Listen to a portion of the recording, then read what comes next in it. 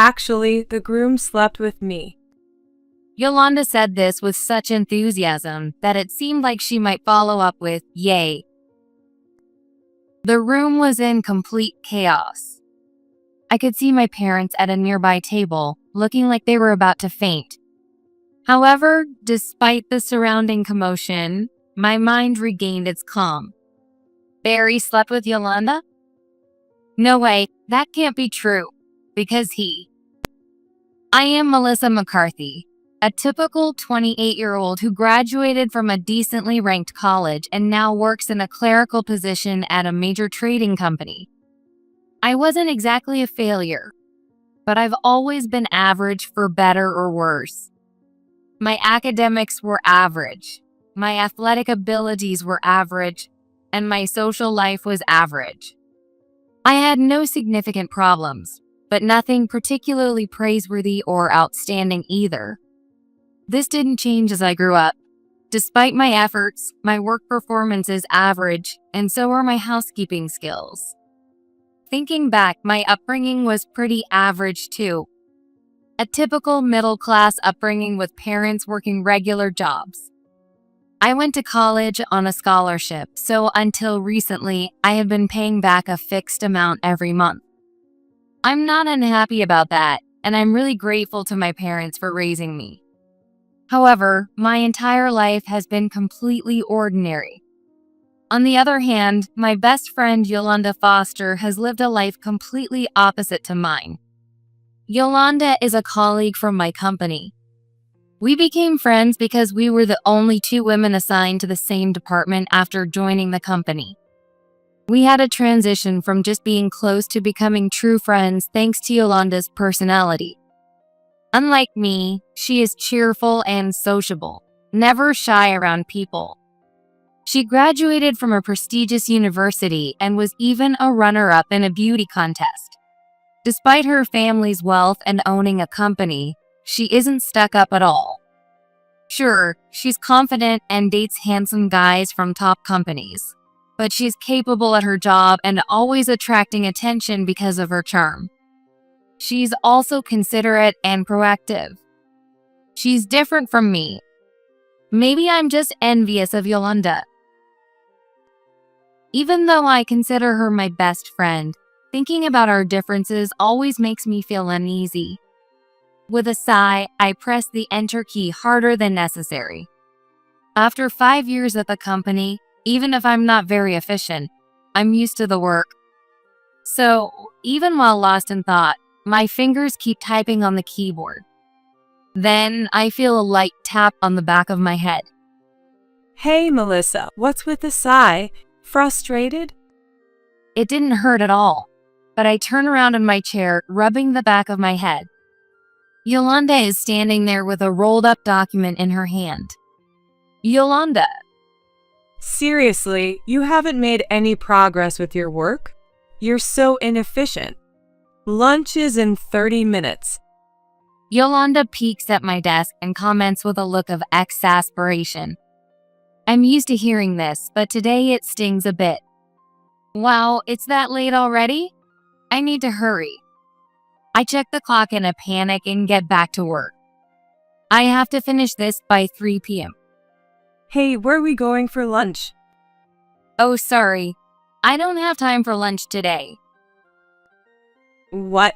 You're behind on your work. Come on, let's go. The Italian place on Oak Street. Wait, but I really don't have time. Before I can finish, Yolanda is already gone, walking briskly out of the office, probably heading to the restroom. Her neatly curled chestnut hair sways behind her slim back. Several male employees stop working to watch her leave. She's so pushy. That's her spoiled side showing. I think to myself, feeling it's no wonder I complain. Yolanda's bad habit is not listening to others. But I know she means well. Maybe she's trying to cheer me up and take me out for a change of pace since I'm clearly struggling with my work. I pulled myself together and focused on my work for the next 30 minutes until lunch break. Yolanda's favorite Italian restaurant is a 5-minute walk from the office. It's a stylish place with delicious food, quite different from the typical lunch spots for office ladies, fitting for someone like Yolanda. A $30 lunch? I would never come here alone. I really want a boyfriend. We're 28 already, right? It's about time to get married and leave the company. Oh, Melissa, you have a boyfriend, right? Despite her casual tone, she skillfully handles the knife and fork. I twirl some pasta around my fork, impressed by her upbringing showing through in moments like this. Yeah, I do. I reply, suddenly remembering something. Oh, right. I'm getting married next month. As I continue in the same tone, Yolanda's smooth movements come to a sudden halt. What? Yolanda's surprised voice drowns out the elegant classical music playing in the background. Wait, I didn't know about that. When did this happen? Well, he just proposed last week, and I haven't had the chance to tell you. By the way, what kind of guy is your boyfriend? I don't think I've heard about him before. Her eyes, framed by thick lashes, glare at me resentfully. Even though she says she hasn't heard about him, it's really because she never listened to my stories. Used to this by now, I brush off my irritation with a sigh and start explaining about my boyfriend. He graduated from the top university in the country and currently works at a top-tier company. We've been dating for 2 years since we met at work, and it's been a calm and steady relationship. Being with him makes me feel secure, and most importantly, I can be myself around him. However, as I approached 30, I started to worry about whether we would just continue dating or eventually get married. At that moment, as if he could read my mind, he proposed. So, Yolanda, I was wondering if you could give a speech at the wedding. Would you? I confide in Yolanda something I've been thinking about since the proposal. Her response is a bit reluctant, but she agrees. Given her pride, she might not be thrilled that her best friend is getting married before her. But as I naively thought that, I didn't notice the strained look on Yolanda's face. On the wedding day, Yolanda came to the waiting room before the ceremony started. Congratulations, Melissa. She walked in with a smile, looking so beautiful that she could outshine the bride. Since my groom, Barry, was there, I thought it was a good opportunity to introduce them. Thank you, Yolanda. This is my husband, Barry. Barry, this is my best friend, Yolanda. Nice to meet you. I'm Barry Klein. Melissa has told me a lot about you. Thank you for coming today. Barry smiled warmly at Yolanda and bowed his head. Nice to meet you. I'm Yolanda Foster. Melissa, when did you catch such a handsome guy? She replied in her usual tone, smiling back at Barry. After that, I expected her to stick around, finding excuses to stay longer, but she left the room quickly. I felt a slight sense of unease at her behavior. What's going on? Yolanda has been acting a bit distant since I told her about the wedding. As I stared at the door Yolanda left through, lost in thought, Barry murmured, What's up with her? Huh? I looked up to see him with a puzzled expression, his hand on his chin as if deep in thought. When I asked what was wrong, he said he also felt something was off with Yolanda. When she saw my face, she looked surprised for a moment. Have we met somewhere before? Even as he said that, he didn't seem to recall anything. Yolanda is a striking beauty, so it's unlikely he's confusing her with someone else. Though we both felt something was off, we couldn't find an answer, and the wedding reception began. The large venue was filled with round tables, and everyone, familiar and unfamiliar, wore smiles. As I surveyed the room from the head table, the reality of getting married slowly sank in. I had always thought I'd never get married. An ordinary life, an ordinary day-to-day existence. I didn't know if not getting married was normal or not, but I had always imagined I'd live alone. Until I met Barry. The reception proceeded smoothly, and it was time for the friend's speech. I unconsciously looked at Yolanda. She stood up gracefully and walked towards us, her heels clicking on the floor. Wow, she's gorgeous, and is she a celebrity? Were among the whispers I heard. For some reason, instead of feeling inferior as usual, I felt proud of the compliments Yolanda received today. I looked up at Yolanda as she stood at the microphone, feeling unusually calm. She looked even more beautiful than usual today. I hope she finds a good guy soon, though it might be hard for her to choose because she's so picky. As I was thinking that, she suddenly looked at me with a mischievous glint in her eye. Melissa, congratulations. I was debating whether to say this, but I don't want to hide anything from my best friend, and I don't want it to come out after the wedding and cause trouble, so I'll say it. With that preface, Yolanda smiled brightly. Huh. The room started to buzz. My calm heart was suddenly thrown into turmoil. What is she going to say? When I turned to look at Barry, he looked just as confused. Barry glanced at me as if he had no idea what was happening. In hindsight, I should have stopped Yolanda then. Actually, the groom slept with me. Yolanda declared this with such an almost celebratory tone that it seemed like she might follow up with yay. The room descended into chaos. I could see my parents at a nearby table, looking like they were about to faint. However, despite the surrounding chaos, my mind regained its calm. Barry slept with Yolanda? No way, that can't be true, because he... Yolanda, what are you talking about? Sorry, I can't keep secrets. It's exactly what I said. We slept together. That's impossible. Huh?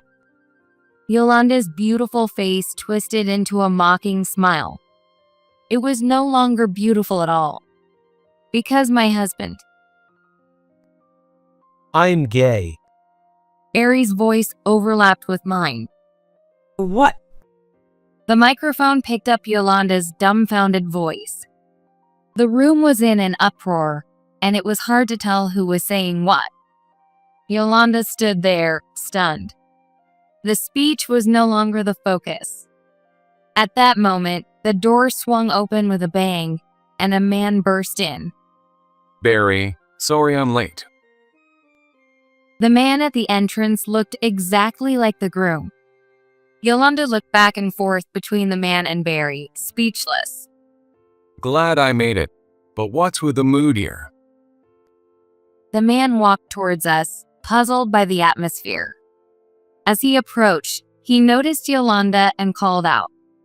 Hey, long time no see. What are you doing here?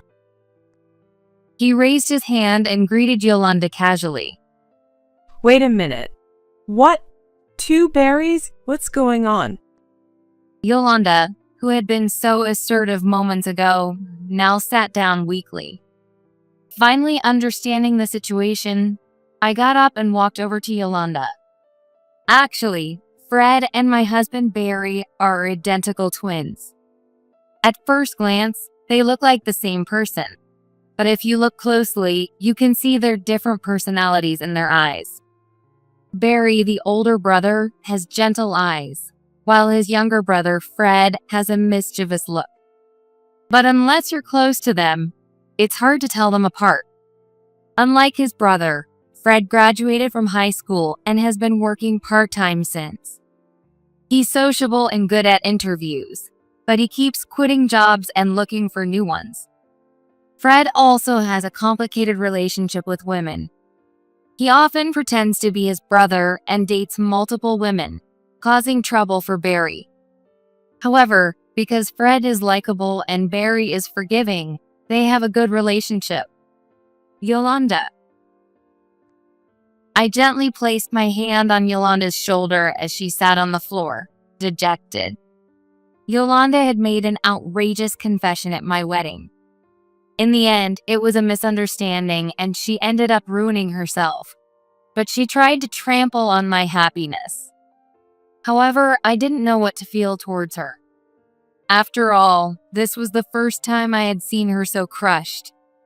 I realized now that I had always admired Yolanda, who was full of confidence despite everything. I'm sorry for the disturbance.